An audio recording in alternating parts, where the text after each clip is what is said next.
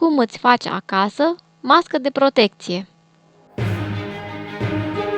Desfacem două bucăți de hârtie dintr-o rolă de bucătărie și le pliem.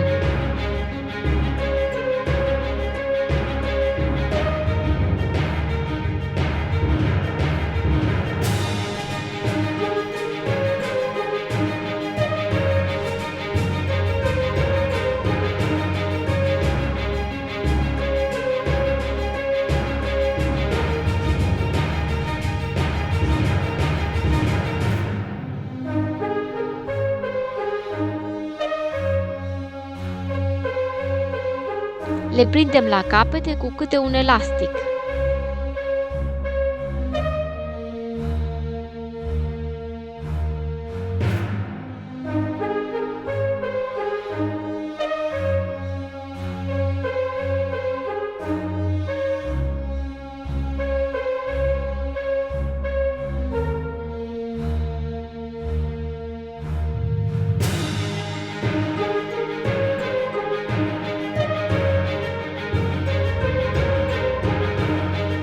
Deși nu este chiar o mască de protecție performantă, este totuși utilă în caz de nevoie și în lipsă de altceva.